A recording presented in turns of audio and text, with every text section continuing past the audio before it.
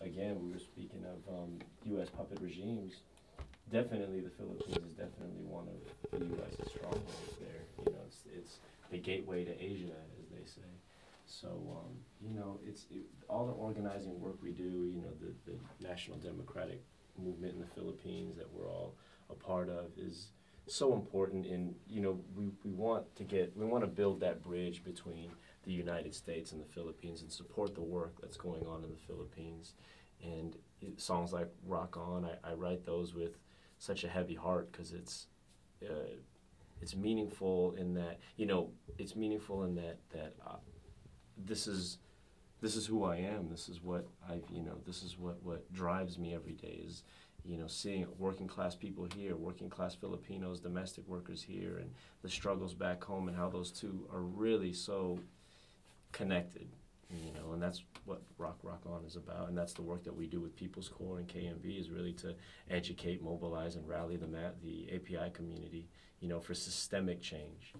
You know. Yeah, and I mean, looking at the immigrant community of the Philippines, I mean, not only nurses, domestic workers, not only here in the United States, but also in Europe and in the Middle East, where absolutely. there's so many economies that would be in trouble were it not for the Philippine immigrants. But you talk about the women, and I wanted to ask you about that because as a similar thing in the Caribbean, in Haiti, for example, where the very low income workforce, particularly on the eastern seaboard of the United States, and so many women from these impoverished countries have to leave children and leave families behind to come to another place and take care of someone else's children. And I just wanted you to talk about the women and that whole dynamic. Right. Well, the biggest export of our country is human beings. Again, Saudi Arabia, Australia, Europe, to be domestic workers, even sex workers. You know, there's a large industry there where they send women to Japan and Thailand and China, you know, to sit in bars and drink with men, and that's what they do. And they call themselves talents, you know. They again trying to put food on the table. Try to put food on the table. It's it's like a military rotation. They'll do 6 months in a place and then go back home, spend some time with their family, and go back out. But there's also nurses. There's teachers. There's a great documentary coming out about teachers being sent into the roughest parts of Baltimore, from the roughest parts of the Philippines, and showing their transition of, you know, they're missing their family, they're being separated from their family.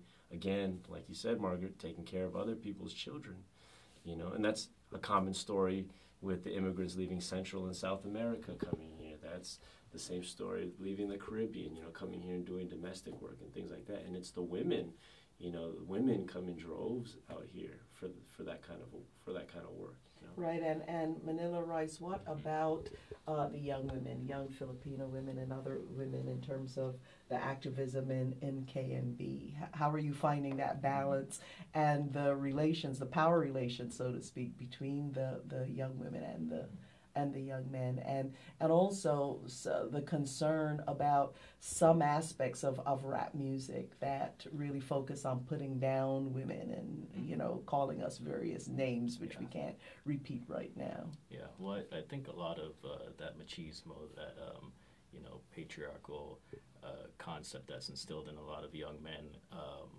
it's basically stemming from them not having, you know, power in their own lives and being basically part of a lower strata of society and trying to find their empowerment through abusing, you know, people in their own lives and trying to be strong that way. And I think through KMB, a lot of young men have you know, found other ways to empower themselves rather than you know, diminishing someone else, and a lot of the women in our organization are in roles of power where they can empower themselves as well and are seen as equals along with the young men, and that's really what we try to do as well.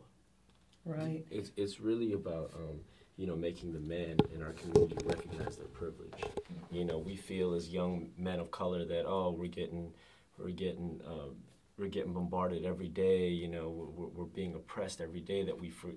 That in order to again to receive that any kind of empowerment, we're going to degrade women, not realizing that women have to deal with being oppressed as a woman as well as being oppressed as a woman of color, which is, That's right. you know, we almost blindly forget that, you know, and then women become props in music videos as opposed to actual human beings. You know, we put them next to a car, and we put that kind of a value on them, and it's one of those things that again with my music program, which is what we try to do. We don't censor the youth, but if they use the B word or anything like that, any kind of word of oppression, they will be challenged, and they have to defend themselves if they can't, which usually they can't. If they can't defend themselves, then they can't use the word. Right. And that's what we really, you know, hip-hop is such a great tool for the youth, but it's also powerful, but it can also be one of our greatest enemies, you know. Right. Well, there'll be always folks, you know, who see dollar signs and will try to exploit that. Just finally, I wanted to play just a very short piece, Bamboo, from your song Handcuffs. Let's go to that right now.